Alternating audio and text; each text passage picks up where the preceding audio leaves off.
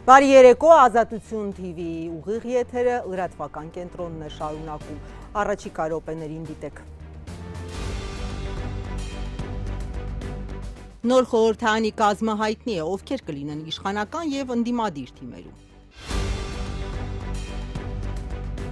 Կենտրոնական ընտրական հանձնաժողովը անձեռնում խելիությունից կզրկի ուժեղ Հայաստանի ցուցակը գլխավորող Նարեկ Կարապետյանին։ Դատախազությունը նրան թե մեղադրանք առաջադրելու, թե ազատությունից զրկելու համաձայնություն է հանձնաժողովից ակնկալում։ ԲՀԿ ղեկավար Գագիկ Ծառուկյանը 8 ժամից ավելի քննչական կոմիտեում է։ Կալանավորված մոր և դստեր միջև միակ կապող օղակը փաստաբանն է։ Նախկին պատգամավոր Արեգ Մանուկյանը օրերով զրկված է երեխայի հետ շփվելու հնարավորությունից։ Ձկնաբույսները հարցեր ունեն կառավարությանը։ Փոխադարձ հարվածների 10-րդ գիշերը Միացյալ Նահանգներ Իրան փոխհրաձգությունը շարունակվել է։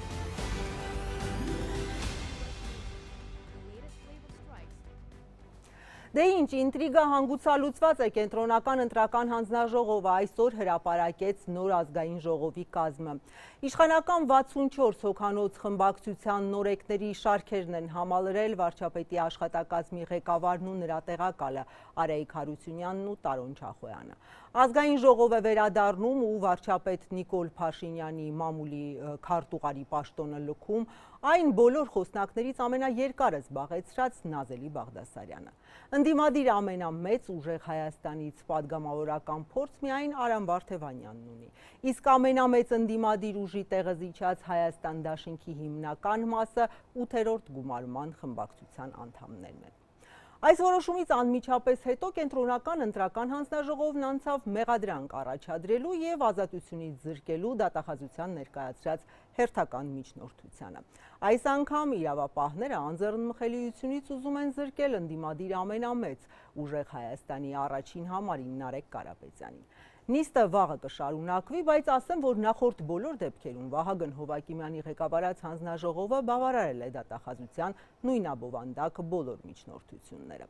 Իսկ գործից միայն հայտնի է, որ Կարապետյանին ուզում են մեղադրանք առաջադրել նրա թիմակից Ալեքսան Ալեքսանյանի փողերի լվացման և հավաքին մասնակցելու նպատակով նյութապես շահագրգռելու հոդվածներով գործի շրջանակներում։ Կենտրոնական ընտրական հանձնաժողովից Շողիկ Գալստյանն է փոխանցում։ Կենտրոնական ընտրական հանձնաժողովը պատգամավորներին մանդատներ տրամադրելուց հետո արտահերթ նիստեր գումարել, որպեսզի քննարկեր գլխավոր դատախազության միջնորդությունը, որով իրավապահները ցանկանում էին մեղադրանք առաջադրել և կալանավորել ուժեղ Հայաստանի ցուցակը գլխավորող Նարեկ Կարապետյանին։ Նարեկ Կարապետյանի հետ կապված միջնորդությունը քննարկվեց դռնփակ նիստում, չնայած կողմը միջնորդել էր դռնբաց նիստ անցկացնել, սակայն գործի քննարկումը կշարունակվի վաղը կեսօրին, որոշումը դեռ չկա։ Արամ Վարդևանյանը լրագրողներին հայտնեց նիստից որոշ մանրամասներ։ Մենք գտնվում ենք այն փուլում, երբ կենտրոնական ընտրական հանձնաժողովը պետք է առանձին խորհրդակցությունների արդյունքում արդեն որոշում կայացներ քրեական հետապնդում հարուցելու համաձայնություն տալ, չտալու շուրջ։ Շատ կարճ եկեք ձևակերպենք, մենք նաև ուղիղ պահանջեցինք, որ դռնբացության կարգով քննվի միջնորդությունը, որ նաև ձեզ համար էլ հայտնի լիներ ինչին է վերաբերում այս ամբողջը, ինչպես ի սկզբանե գործընկերների հետ նշել էինք, որևէ կապ իրականության, իրավունքի, օրենքի, նույնիսկ տրամաբանության հետ կապ չունի այս միջնորդությունը և հնարավոր մեղադրանքը հաստատի վերաբերում է մեր գործընկերներից Ալիկին Ալեքսանյան վերագրվող մեղադրանքի։ Նարեկ Կարապետյանին մեղադրանք առաջադրելու և կալանավորելու միջնորդությունը գլխավոր դատախազությունը ըստ էության ԿՀ է ուղարկել հուլիսի 13-ին, բայց այն, ինչպես արդեն ասացի, քննվում է այսօր, երբ պատգամավորները մանդատներ են ստանում և ըստ էության մանդատ ստացավ նաև պատգամավորի թեկնածու Նարեկ Կարապետյանը։ Սահմանադրական դատարանը երբ իր որոշումը կայացրել էր 2021 թվականի դեկտեմբեր ամսին, հստակ արձանագրել էր, որ падգամավորի կարգավիճակ ձեռք բերելու պահից սկսած անձը չի կարող լինել անազատության մեջ։ Ոչ թե օգտագործվել էր լիազորությունների ստանձնում եզրույթը, այլ падգամավորի կարգավիճակ եզրույթը։ Падգամավորի կարգավիճակը տրվում է վկայականով եւ համապատասխան արձանագրությամբ։ Հետևաբար կարգավիճակը այլևս այս պահից սկսած 15:30-ից սկսած հստակ է։ Հետևաբար ինչպես կարող է կենտրոնական ընտրական հանձնաժողովը անձի անձնական ազատությանը վերաբերող հարց քննի։ Կենտրոնական ընտրական հանձնաժողովի նախագահ Վահագն Հովակիմյանը մինչդեռ լրագրողների հետ ասուլիսում պարզաբանեց, որ իրենց իրավասության տիրույթում է միջնորդության քննությունը, ըստ էության հղում արեց ընտրական օրենսգրքին եւ սահմանադրական դատարանի որոշմանը, որով բարձր դատարանը գտել է, որ падգամավորի թեկնածուի, ինչպես նաեւ ընտրված падգամավորի վերաբերյալ միջնորդությունը եւ դրանց շուրջ քննությունը գտնվում է կենտրոնական ընտրական հանձնաժողովի տիրույթում, մինչեւ այն պահը, երբ падգամավորը կստանձնի լիազորությունները։ Падգամավորի թեկնածուի մինչև падգամավորի լիազորությունները ստանձնել ընտրված падգամավորի նկատմամբ քրեական հետամտում կարող է հարուցել միայն կենտրոնական ընտրական հանձնաժողովի համաձայնությամբ։ Սա այս ձևակերպումը նաև արտացոլված է սահմանադրական դատարանի 22 թվականի, եթե չեմ սխալվում, մարտի ներկայացվել 1644 որոշման մեջ, որտեղ սահմանադրական դատարանը այս միջակայքի համար, այսինքն ընտրված падգամավորի, բայց լիազորությունները չստանձնած իրավիճակում պահանջում է, որպեսզի քրեական հետապնդում հարուցումը ազատություն զրկելու գործընթացը կարող է տեղի ունենալ միայն կենտրոնական ընտրական հանձնաժողովի որոշմամբ եւ այդ որոշումները պիտի ընդունվեն 2/3-ով։ Կենտրոնական ընտրական հանձնաժողով Նարեկ Կարապետյանը չներկայացավ, այստեղ են նրա լիազոր ներկայացուցիչները, Արամ Վարդևանյանը, որ այս քրեական գործին թեև ծանոթ չէր, բայց պնդեց, որ այն ամբողջությամբ քաղաքական է, ասաց նաև, որ միջնորդելու են, որ նիստը անցկացվի տրմբած, բայց ինչպես արդեն ասացի, դատախազությունը հակված չէ տեղեկություններ տրամադրել, ամենայն հավանականությամբ նիստի ընթացքում եւս այս փաստարկներով նրանք կառարկեն բաց քննությունը եւ մենք չենք կարողանա նաեւ հետեւել այդ քննությանը։ Կենտրոնական ընտրական հանձնաժողովում եւս սահմանադրական դատարանի համապատասխան որոշման նշված դրույթը հստակ մեջբերելու եմ եւ նաեւ խնդրելու եմ, որ Նարեկ Կարապետյանի ազգային ժողովի падգամավորի վկայականը ուշադրությամբ ուսումնասիրի դատախազության ներկայացուցիչը։ Այդ պայմաններում ինչպես պետք է պնդում կատարեն անձի ազատության իրավունքի սահմանափակման, երբ կրկին եմ ասում, սահմանադրական դատարանի որոշումը սևը սպիտակի առանց իդեպ նույնիսկ իրավական գիտելիքների նշված պարզությամբ գրված է, որ եթե անձը ձեռք է բերել ազգային ժողովի падգամավորի կարգավիճակ, ոչ թե լիազորությունների ստանձնում, այլ կարգավիճակ, չի կարող լինել անազատության մեջ, բացառությամբ ազգային ժողովի կողմից համապատասխան համաձայնությամբ։ Այսօր կենտրոնական ընտրական հանձնաժողովը, ինչպես արդեն ասացի, մանդատների բաշխման փուլը իրականացրեց եւ падգամավորական մանդատներ ստացան 3 խմբակցությունների ներկայացուցիչները։ Այժմ մենք սկսենք վավերացման գործընթացը։ Խորհրդարանը, ինչպես հայտարարեց Վահագն Հովակիմյանը, առաջին նիստը կգումարի օգոստոսի 2-ին, սա այն օրն է, երբ նոր խորհրդարանի լիազորությունները ուժի մեջ կմտնեն եւ թեև օրը ոչ աշխատանքային է, կիրակի այդուհանդերձ նիստը կգումարվի վաղ առավոտյան ժամը 10-ին եւ արդեն 9-րդ գումարման խորհրդարանի աշխատանքները կհամարվեն սկսված։ Մինչ կենտրոնական ընտրական հանձնաժողովը մանդատները կտրամադրեր, դատախազությունը ընդդիմադիր ուժեղ Հայաստանի թեկնածու Դավիթ Ղազինյանի կաշառքի գործը դատարան ուղարկեց։ Կա սահմանադրական դատարանի որոշում, որ անազատության մեջ գտնվող անձը падգամավորի կարգավիճակ ստանալուց հետո չի կարող պահվել անազատության մեջ, այսինքն պետք է ազատ արձակվի։ Թիմակիցները հենց այս որոշմանն էին հղում անում եւ դատախազության կայծակնային արագությունը պատահական չէին համարում։ Ընդդիմադիր ուժեղ Հայաստան դաշինքի անդամ Դավիթ Ղազինյանի գործը падգամավորական մանդատը ստանալուց ժամեր առաջ ուղարկվեց դատարան։ Ինչու գործը քննչականից դատարան հասավ հենց այսօր, երբ Ղազինյանն արդեն լինելու էր падգամավորի կարգավիճակում։ Նրա փաստաբան Արամ Վարդևանյանի պնդմամբ կայծակնային ավարտը միտումնավոր է, որ ընդդիմադիր ուժի падգամավորին շարունակեն բանտում պահել։ Քննչական մարմինը, դատախազությունը քաջատեղյակ լինելով, որ այսօր Դավիթ Ղազինյանը ձեռք է բերելու ազգային ժողովի падգամավորի կարգավիճակը, հասցրել են կայծակնային, ռեկորդային, աննախադեպ արագությամբ գործը ուղարկել դատարան։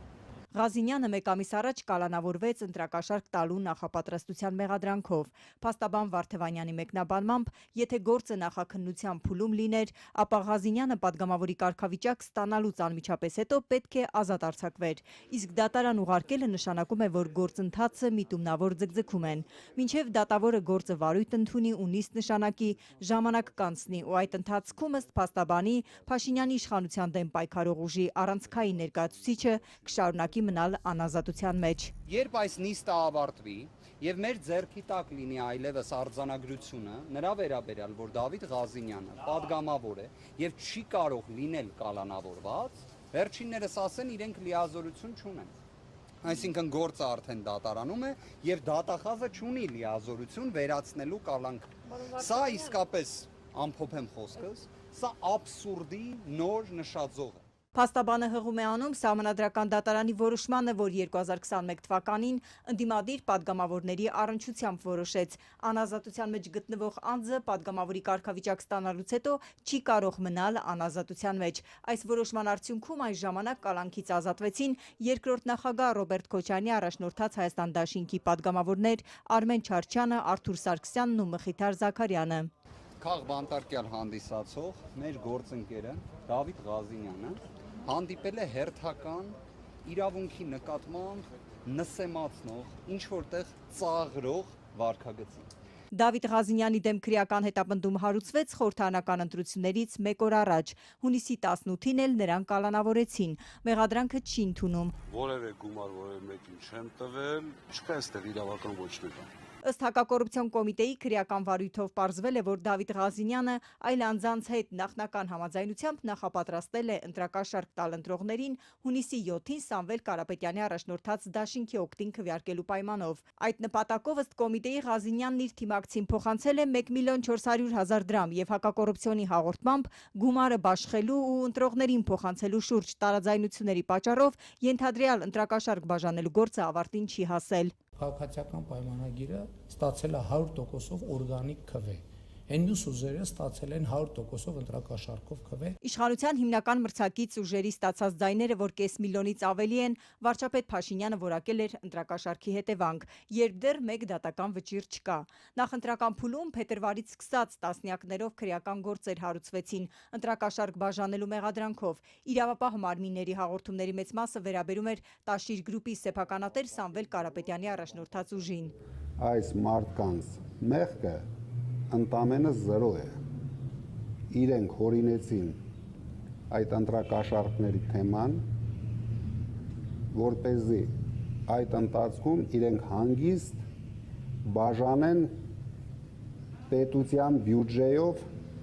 ընտրակաշարքներ։ Մինչև հիմա ընտրակաշարք տալու, ստանալու ու բարեգործության օրենքը խախտելու գործերով դատարան է հասել 43 քրեական վարույթ, որով անցնում է 153 անձ։ Ազատությանը հայտնեցին գլխավոր դատախազությունից։ Ըստ Հակակոռուպցիոն կոմիտեի փետրվարից մինչև հիմա ընտրական հանցագործությունների վերաբերյալ 115 քրեական գործ է հարուցվել։ 52 հոգի կալանավորված է, 48-ը տնային կալանքի տակ։ Գործերի մեծ մասը առնչվում է Ուժեղ Հայաստանին, 24-ը Ծառուկյանի առաջնորդած կուսակցությանը, 11-ը երկրորդ նախագահ Ռոբերտ Քոչարյանի ուժին։ Այս 5 ամսվա ընթացքում 242 մարդու են մեղադրանք առաջադրել։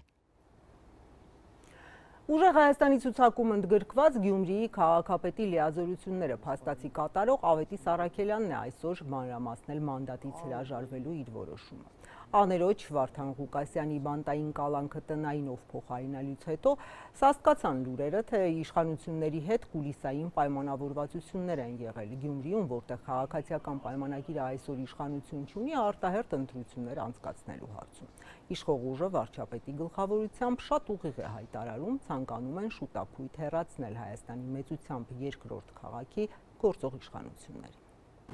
Ուրեմն քննարկումները եղել է եւ քաղաքապետ Վարդան Ղուկասյանի հետ եւ քաղաքական թիմի խմբակցության ղեկավարի պարոն Նարեկ Կարապետյանի հետ եւ վերջնական որոշումը միանշանակ իմն է եղել։ եւ ես գտել եմ, որ առաջնահերթը գյումրեցիների եւ Գյումրի քաղաքի շահն է եւ այս պահին տեսնում եմ, որ կարող է եւ այնպես պատահեր, որ կոլապսի ենթարկվեր քաղաքը, որը անընդունելի էր եւ ինձ համար եւ մեր քաղաքական թիմի համար։ Ասացիք կուլիսային պայմանավորվածություններ չկան, այս մասին խոսեցիք, այսինքն սա փաստում է ամեն ինչ։ Սա հաստատում է վերջնական։ Այսինքն պատրաստ եք պայքարի, որ չզիջեք իշխանությունը քաղաքացիական պայմանագրի։ Նայեք, նորից եմ ասում, ես բազմիցս շեշտել եմ, մեզ համար ոչ պաշտոնակռիվ է, ոչ ատորակռիվ, այլ քաղաքի շահ, քաղաքացիների շահ, Հայաստանի Հանրապետության շահ։ Մենք այդ պայքարն ենք ուղղում, մենք չենք եկել, որ քաղաքապետի, փոխքաղաքապետի կամ պատգամավորի ատորի կռիվ տանք։ Մեր տեսակը այդպեսին է։ Անառակելան, ինչպես է զգում Վարդան Ղուկասյանը։ Առողջական խնդիրներ ունի, պետք է վիրահատության գնա։ Հիմա որ ինքը Գյումրիում է, ավելի հեշտ կլինի ձեզ կառավարել քաղաքը։ Ճիշտն ասած, իր հետ իմ շփումը կա, բայց այն ժամանակ էլ ինձ չէ, ամբողջ բանը պահպանվել է։ Հիմա առաջնահերթ իր առողջական վիճակն է, ճիշտ։ Վիրահատություն կա, պարտություններ է տվել, այդ պարտությունների դեմ պետք է անպայման վիրահատություն անցկացվի։ Վերահաշվարկը չնշանակելու արդյունքում նոր խորհրդարանից դուրս մնաց Գագիկ Ծառուկյանի ուժը։ Իր քաղաքական հակառակորդներին Նիկոլ Փաշինյանը խոստացել էր ոչ միայն ճաղերից այն կողմ ուղարկել, այլև ունեզրկել։ Ու այդ հայտարարությունից հետո իրավապահներն անցան գործի։ Տասնյակ ընկերություններ փաստացի փակ են, Ծառուկյանը կալանավորված։ Այսօր առավոտից նա տարվել է քննչական կոմիտե հարցաքննության, մինչև հիմա դուրս գալու մասին հայտնի չէ։ ԲՀԿ ղեկավարն այսօր էլի ձեռնաշղթաներով էր, որոնք կրկին նրա բազկի չափով չէին, բայց գծված էին։ Գագիկ Ծառուկյանն առավոտից շուրջ 9 ժամ հարցաքննվում է։ Ընտրություններից հետո կալանավորված Բարգավաճ Հայաստանի առաջնորդին քննչական կոմիտե բերեցին կրկին բաց, տասնյակներից փոքր ձեռնաշղթաներով։ Ուղեկցող ոստիկանները թույլ չտվեցին շփվել լրագրողների հետ։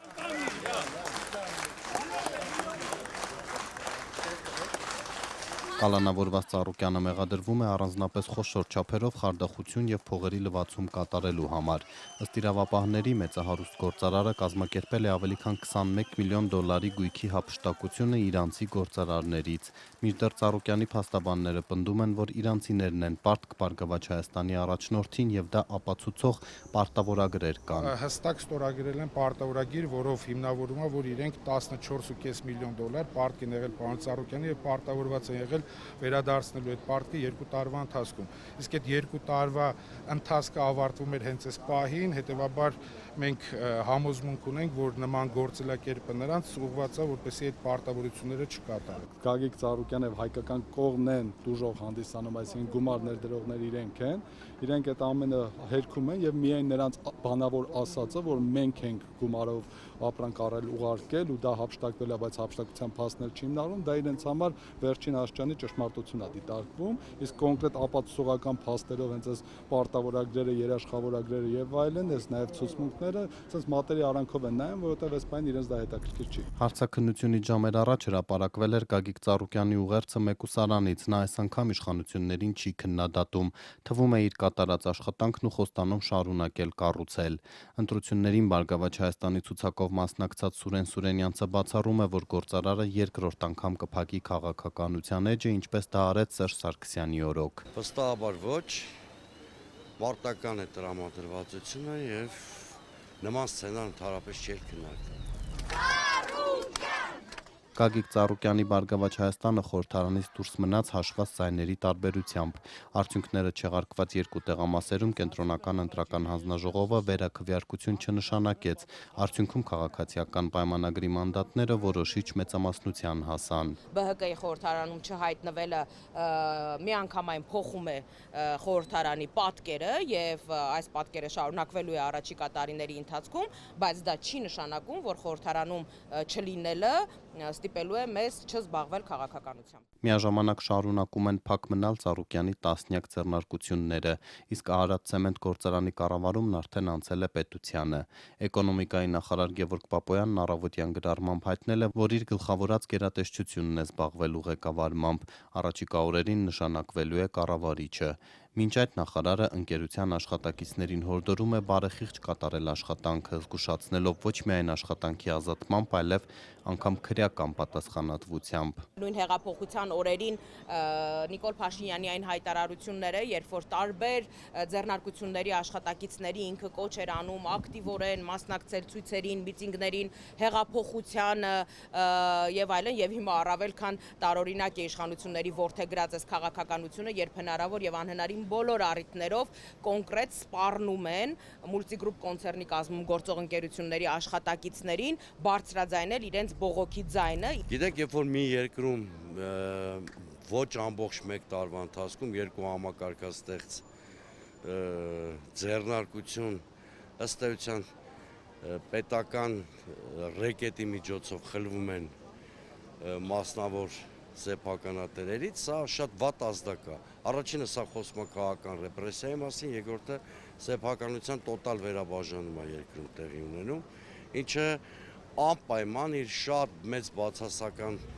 ազդեցությունը կունենա ներդրումային միջավայրի վրա, մանավանդ առանձնապես ներդրումներ էլ չկան։ Գործարանի կառավարումը պետությանը հանձնելու դատարանի որոշումը դեռ հրապարակված չէ, դրան նաև Ծառուկյանի թիմակիցները ծանոթ չէին։ Արարատ ցեմենտը Սամվել Կարապետյանի էլցանցերի օրինակով պետականացնելու մասին առաջինը հայտարարել է վարչապետը Քարոզ Արշավի ժամանակ։ Եվ առաջիկայում ես ասում եմ, որ Արարատ ցեմենտ գործարանը նույնպես որպես Գուլոյան Ծառուկյան կլանի կողմից ապօրինի յուրացված գույք կվերադարձվի Հայաստանի Հանրապետությանը եւ կպետականացվի, կազգայնացվի։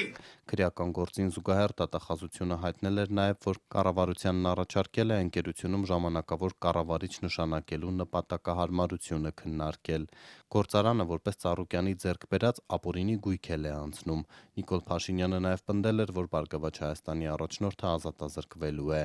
Իդեպ դատախազությունը դադարեցրել է ընտրություններից 2 օր անց Գագիկ Ծառուկյանին առաջադրված մեկ այլ առանձնապես խոշոր չափերով հարկերից խուսափելու մեղադրանքը, ինչպես փոխանցեց փաստաբանը, ապօրինի լինելու հիմքով։ Հունիսի 9-ին Գագիկ Ծառուկյանին հետ էին ուղարկել Զվարթնոց օդանավակայանից, ապա հրավիրել քննչական մարմին։ Մեղադրանքն առաջադրվել էր առանց կենտրոնական ընտրական հանձնաժողովի համաձայնության, հարուցելով իրավապաշտպանների քննադատությունը։ Ծառուկյանն այդ պահին դեռ պատգամավորի թեկնածու էր։ Ըստ փաստաբանների գործը 7 տարվա վաղեմության էր։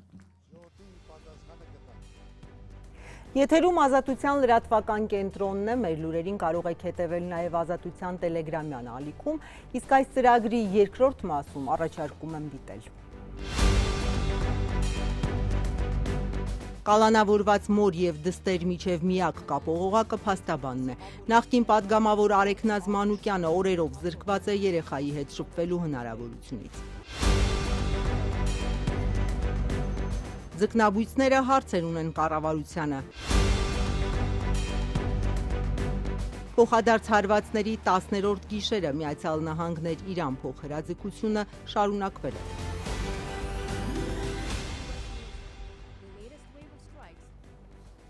Կալանավորված նախկին պատգամավոր Արեգնազ Մանուկյանին շարունակում են արգելել շփվել անչափահաս դստեր հետ։ Նրա փաստաբանները բողոքարկել են կալանքի որոշումը վերաքննիչում, մինչ այդ մարդու իրավունքների պաշտպանն է բարձրաձայնել մայր ու աղջկա շփման արգելքը վերանայելու հարցը, դեռ արձագանք չկա։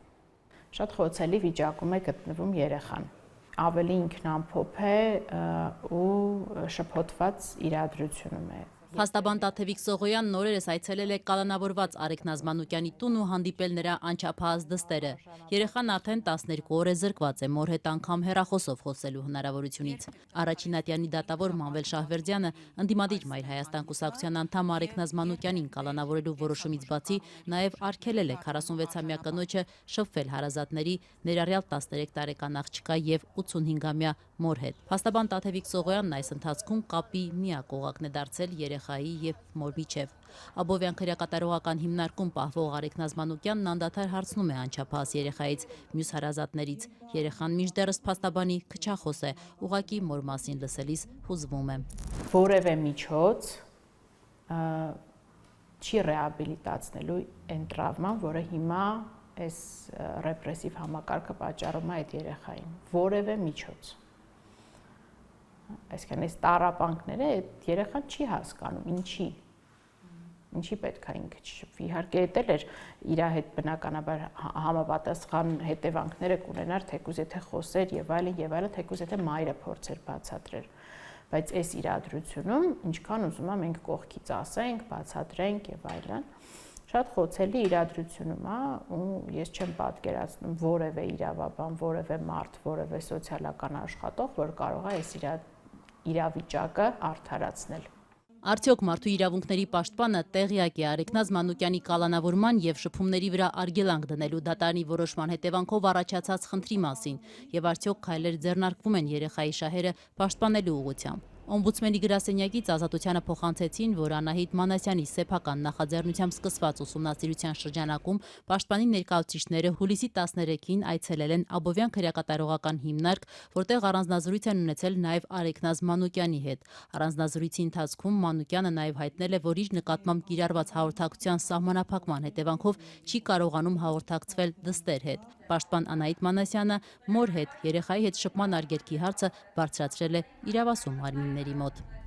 Այլ հարցերի թվում Արեգ Նազմանուկյանի նկատմամբ կիրառված դստեր հետ հաղորդակցության սահմանափակումները վերանայելու հնարավորությունը քննարկելու հարցը մարդու իրավունքների պաշտպանը հասցեավորել է իրավասու պետական մարմիններին։ Հաշվի առնելով դեպքի զգայունությունը պաշտպանի աշխատակազմը հաղորդակցություն է վարում նաև գործընկեր կազմակերպությունների հետ նշված գործընթացում երեխայի լավագույն շահն ապահովելու, ինչպես նաև երեխայի կարիքներին համարժեք աջակցության ապահովման հնարավորությունը քննարկելու ուղղությամբ։ Պետական գաղտնիք պարունակող տեղեկություններ հրապարակելու մեղադրանքով Արեգ Նազմանուկյանը կալանավորվեց հուլիսի 9-ին, մեղադրանքը սակայն չի ընդունում, պնդելով չի արել ոչինչ, որի համար իրավական կամ նույնիսկ բարոյական պատասխանատվության պետք է ենթարկվի։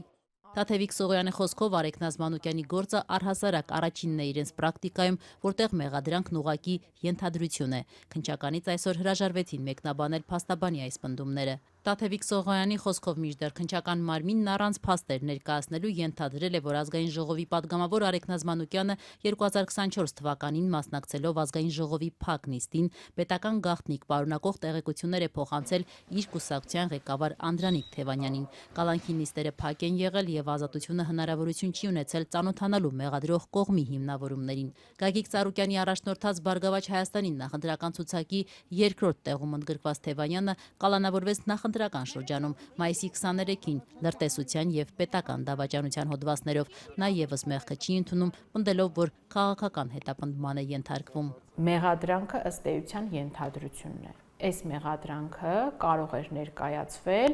այնտեղ այդ նիստին մասնակցած կամ նույնիսկ չմասնակցած ցանկացած պատգամավորի դեմ, որովհետև որևէ տվյալ, որևէ փաստ, որ այդ տեղեկությունը փոխանցել է Տիկին Մանուկյանը, առկա չէ, ամեն ինչը կառուցված է ենթադրության հիման վրա։ Փաստաբանները նախորդ շաբաթվա վերջին վերաքննիչում բողոքարկել են Արեգ Նազմանուկյանին 2 ամսով կալանավորելու առաջին ատյանի դատարանի որոշումը։ Ըստ Թաթևիկ Սողոյանի, եթե վերաքննիչ դատարանը այնուամենայնիվ որոշի, որ կա խափանման միջոցի անհրաժեշտություն, ապա խնդրում են, որ դա գոնե փոխարինվի տնային կալանքով կամ վարչական հսկողությամբ կամ գրավով մինչև 5 միլիոն դրամի չափով։ Փաստաբանի պնդմամբ հաշվի առնելով Արեգ Նազմանուկյանի գործի քաղաքական լինելը մեծ ակնկալիքներ չունեն, բայց հույս ունեն, որ վերաքննիչը գոնե կփոխի խափանման միջոցը։ Միշտ մտքում ունենում ենք, որ մեկը այստեղ կա քաղաքական հրահանգ վերևից ներքև, Վճռաբեկ դատարանից մինչև Առաջի Ատյանի յուրաքանչյուր դատավոր այդ մահակի Այսինքն, չգիտեմ, զանգում կամ գրում են, որ ասում են այսպիսի որոշում, թե դու համար իրանք արդեն ինքնագրաքննվում են։ Պարտադիր չի, որ իրան անպայման զանգ են ասեն այսպես կար, այսինքն տեսնում է քաղաքական գործիչ է, քաղաքական գործ է, գործադիրի ղեկավարը անոնսավորել է այս գործը, հայտարարել է, արդեն հռչակել է այս մարդկանց որպես հանցագործ, ասել է դե հեսա կհարուցենք, կգնաք բանտում կնստեք, ինքը արդեն բնականաբար հասկանում է գնդակ դարպաս գոլ տրամաբանությամբ, թե իրանից ինչա ակնկալվում եւ կայացնում է համապատասխան որոշումները։ Իդեպ դատական համակարգից խիստ դժգոհ է նաև Հայաստանն արդեն 8 տարի ղեկավարող վարչապետ Նիկոլ Փաշինյանը, բայց ինչպես ինքն էր օրերս ձևակերպել եռագլուխ հրեշի դեմ պայքարի շրջանակներում։ Եռագլուխ հրեշ Փաշինյանն անվանում է իր քաղաքական հակառակորդներին՝ Սամվել Կարապետյանին, Ռոբերտ Քոչարյանին եւ Գագիկ Ծառուկյանին։ Տնտեսական թեմաների մասին մինչ Փաշինյանի կաբինետից ձկնարտադրողներին շտապում են լավ լուր փոխանցել, թե հայաստանցիներն այլևս հնարավորություն ունեն Եվրամիություն ձուկ եւ ձկնամթերք արտահանել, ռուսական սահմանափակումներից տուժած ձկնաբույծները հետաքրքրվում են այդ լուրի գործնական մասով, ինչպես դա կազմակերպել, լոգիստիկ եւ իրավական խնդիրները հաշվի առնելով։ Այսօր նրանք գնացել էին կառավարություն փոխվարչապետ Մհեր Գրիգորյանի հետ հանդիպելու, նայել էր կառավարության վերջին նիստում Եվրոպա հասնելու դժվարություններից խոսում։ Կերը Եվրոպայում արժի 1 եվրո, մեզ մոտ արժի 2 եվրո։ Ձկան ինքնարժեքը 80-90% կազմում է կերը։ Ինչպես ձկները Եվրոպա հասցնենք, եթե այս ընթացքում ամիսներով չաշխատող բիզնեսը պահելու խնդիր ունենք, հարցնում են այսօր կառավարության շենքի առաջ հավաքված Արմավիրի եւ Արարատի մարզի ձկնաբույծները։ Իրենց աշխատակիցների հետ բողոքի ակցիայի դուրս եկած գործարարները հանդիպում էին պահանջում փոխվարչապետ Մհեր Գրիգորյանի հետ։ Բավականին մարդիկ կան, որ բանկերում հարցեր ունեն, լիզինգներ ունեն, վարկեր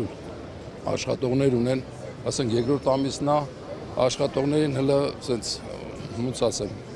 չեք ուզում աշխատանքից ազատես, ասես մարդը երկար վաղտա մոտդ աշխատել է, բայց դե ասենք երկրորդ ամիսը պտտվեց արդեն։ Վերջի արտահանումը եղել է մայիսի վերջ, ինչքան հիշում եմ։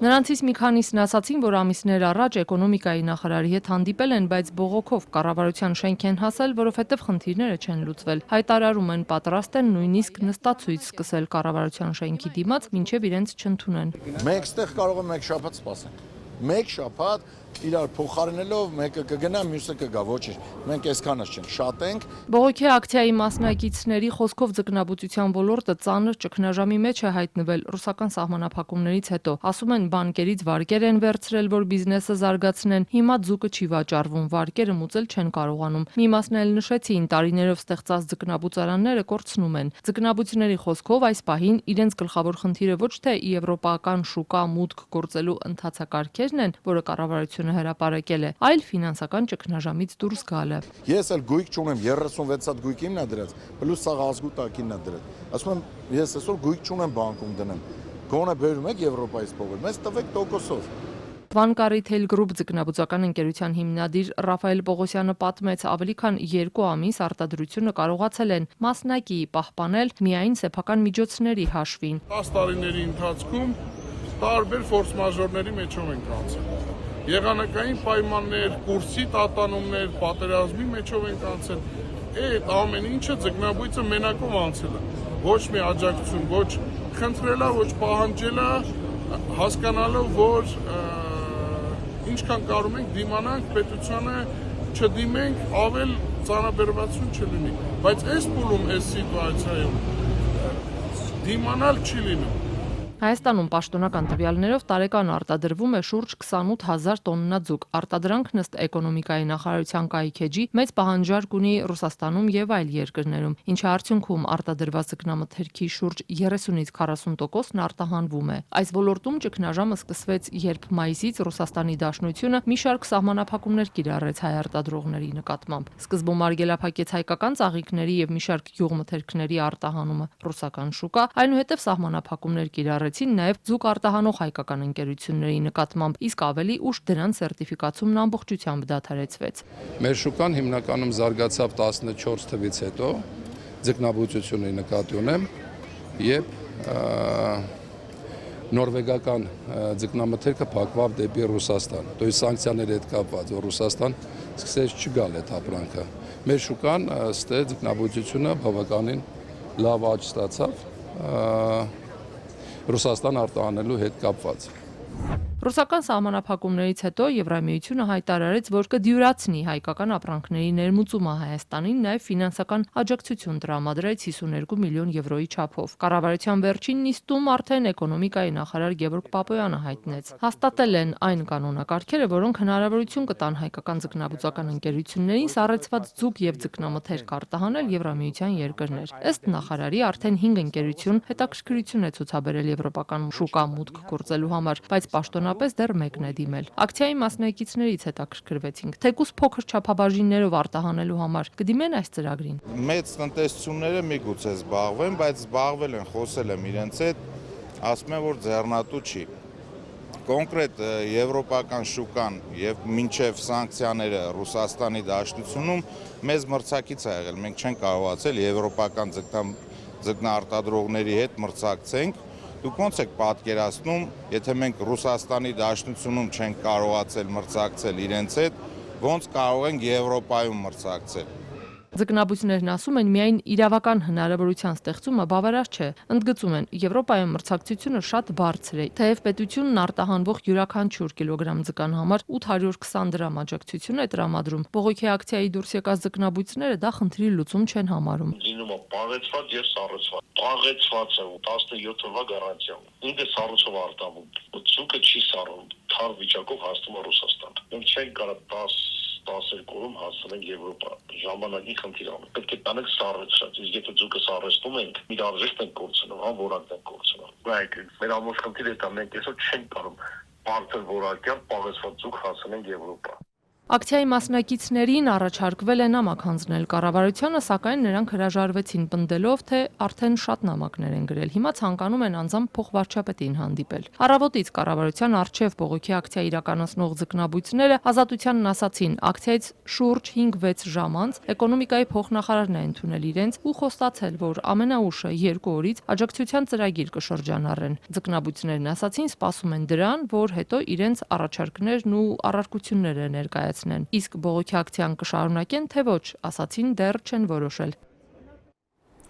Ֆերմերները ոչ միայն արտահանման, այլև հենց տեղում մթերման դժվարություններից են խոսում։ Նախօրեին որոշել են ծայրահեղ քայլով, ճամփափակելով իրենց խնդիրների վրա ուշադրություն հրավիրել։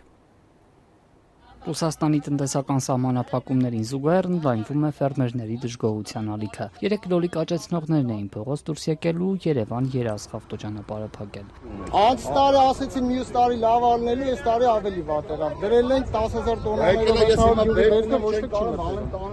Ֆերմերները պնդում են, պահածոներ արտադրող ընկերություններն իրենցից լոլիկ չեն գնում։ Պատասխանում են, այդքան պահանջարկ չկա եւ հիմա վարկեր, պարտքեր ունեցող հողագործները, որոնք այժմ իրենց աշխատանքի դիմաց եկամուտ պետք է ստանային, կանգնել են փաստի առաջ։ Ինչ անեն այդքան բերքը, ով է փոխհատուցելու։ Դեռ ո՞նց անեն, ես մեր վարկերով է փակելու։ Ռուսական շուկա հայկական գյուղմթերքի արգելքից այս պահին թերևս լոլիկ աճեցնողներն են շատ տուժում։ Բերքը միայն տեղական սպառման համար շատ է։ Հայաստանից տարեկան հազարավոր տոննաներով լոլիկ են արտահանում Ռուսաստան։ Այժմ, երբ Մոսկվան սահմանափակումներ է կիրառում, բերքը մնացել է Հայաստանում։ Ըստ ֆերմերների, գործարանները չեն մթերում։ Անցած տարվա համեմատ նույնիսկ ավելի էժան գնով շուկաներում վաճառել չեն կարողանում։ Առաջարկը պահանջարկից մեծ է։ Ես հենց ունեմ 60 տոննա դաշտի մեջ կարմիր պամիդոր ունեմ, 60 տոննա։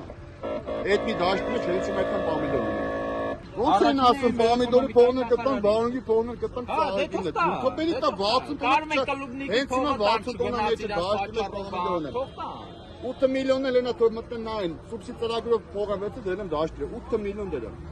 Ո՞վ է դա պատասխանը տալու։ 2025-ին Հայաստանում դաշտերից ու ջերմատներից ընդհանուր շուրջ 100,000 տոննա լոլիկ են հավաքել։ Արտահանել են ավելի քան 17,000 տոննան։ Այսինքն մնացած գրեթե 80,000 տոննա բերքը Հայաստանում են սպառել կամ շուկաներում են վաճառել, կամ գործարաններն են մթերել պահածոներ, հյութեր պատրաստելու համար։ Մի ֆոր շուկայի պամիդոր եմ տարի 2 ящик եմ 2 ящик։ Տոմատի մածուկ արտադրող խոշոր ընկերությունները լուռ են, նրանցից մեկնաբանություն ստանալ այսօր Ազատությունը չկարողացավ։ Artfood ընկերության գրասենյակից հորդորեցին Արտաշատ գործարան զանգահարել։ Մեր զանգին պատասխանած տղամարդն ասաց, թե պահակակետի հեռախոսահամարն է, ինքն օգնել չի կարող։ Արտաշատի հեռախոսահամար փոխանցեմ, զանգեք այստեղ, լավ։ Պրախադնոնը պահակային Ահա, հա։ Ես ձեզ ոչ մի հարցին չեմ կարող պատասխանել։ 1000 անգամ նայել։ Իսկ ասեք ում զանգեմ, ոնց ինչ որ տենց բաժին ունեք։ Էսի պարալելնի հեռախոսը մենակ բանի մեջ են կարում զանգենք, զավոդի մեջ են կարում զանգենք, դրսից ես ոչ մեկ ես սոտովի համարը չգիտեմ, ներողություն եմ խնդրում։ Խոշոր մեկ այլ ՄԱՊ ընկերության աշխատակիցը ցերեկն ասաց, թե ընդմիջման են։ Ավելի ուշ զանգահարեցինք համապատասխան բաժնի աշխատակցի հետ, կարծես կապ հաստատել չկարողացան, ասացին վաղուտի մեկ։ Ոչ մի լոլիկ արտադրող գործարանի դռների առաջ պետքա չմնա։ Այո։ Լոլիկի մթերման խնդիր կար նաև անցած տարի։ Գործադիրը խոշոր մթերողների համար աջակցության ծրագիր մշակեց, պարզաբանելով, որ ընկերությունները չեն ցանկանում շատ մթերել, ձեռնտու չէ։ Կառավարությունը որոշեց խոշոր ընկերություններին սուբսիդիա տրամադրել, փոխհատուցելով մթերած յուրաքանչյուր կիլոգրամի համար վճարած գումարի մինչև 25%-ը։ Այս տարի, երբ Ռուսաստանի սահմանափակումների պատճառով խնդիրը շատ ավելի սուր է, Հայաստանի իշխանությունները դեռ այսպիսի որոշում չեն ընդունել։ Մենք բավական վայրիվերումներից հետո ոնց որ թե գյուղատնտեսության ոլորտում նույնպես թևակողում ենք կայուն զարգացման փուլ։ Ռուսաստանի տնտեսական սահմանափակումների վնասները մեղմելու համար կառավարությունն առայժմ հիմնականում արտահանողներին աջակցություն տրամադրելու ծրագրեր է ընդունել։ Բանկերը 3 տարի սարասն են իրենք։ Ես համաձայն եմ, թող 2-3 տարով սարասնեն, միջև հասկանան որը որից հետո։ Կառավարության անդամներն էլ ընդունում են, որ լոլիկի իրացման գնի խնդիր կա, սակայն չեն պարզաբանում, թե ինչ լուծումներ են առաջարկում։ Եվ ռեալ, այո, միայն լոլիկի դեպքում է ակնհայտ գնանկումը։ Այսօր ավելի փոքր ծավալներով մթերում իրականացնող Sis Natural ընկերությունից զրուցեցին Ազատության հետ։ Հյութեր ու պահածոներ արտադրող ընկերությունից ասացին, որ իրենք տարեկան մի քանի տասնյակ տոննա են մթերում, օրինակ լեչո պատրաստելու համար։ Տոմատի արտադրություն իրենք չունեն։ Այս ընկերությունն էլ մեկ այլ խնդրի մասին է բարձրաձայնում։ Այժմ ծիրան պետք է մթերեն, պատվեր ունեն, սակայն գինը շատ բարձր է, ավելին քան անցած տարի։ Ջեմ պատրաստելու համար հասած ծիրանը 500-ից 600 դրամով են վաճառում։ Մինչդեռ իրենք անցած տարիներին միջինը 250 դրամով են մթերել։ Մի լուրել միջազգային լրահոսից Միացյալ Նահանգների եւ Իրանի միջև փոխհրաձգությունը 10-րդ գիշերը նույնպես շարունակվել է։ Նախքան Միացյալ Նահանգները կվերսկսեր հարվածները, նախագահ Թրամփը հայտարարեց մեջբերեմ ամեն անգամ, երբ Իրանը ամերիկացի զինծառայող սպանի, բազմապատիկ ավելին է վճարելու մեջբերման ավարտը։ Միացյալ Նահանգների կենտրոնական հրամանատարությունը հայտարարել է Իրանին 5 ժամ տևած հարվածների մասին։ Մեկ մարդ է զոհվել, ևս մի քանիսը վիրավորվել են, հայտնել է իրանական կողմը։ Իրանի պատասխան գործողությունների թիրախում ըստ պետական զանգվածային լրատվամիջոցների այս գիշեր Քուվեյթն ու Բահրեյնն են եղել։ Սրանք էին թողարկման թեմաները, ես ձեզ հրաժեշտ եմ տալիս հիշեցնելով ազատություն.am կայքում սոցցանցերի մեր էջերում գտնել թարմ նորությունները, հաջողություն։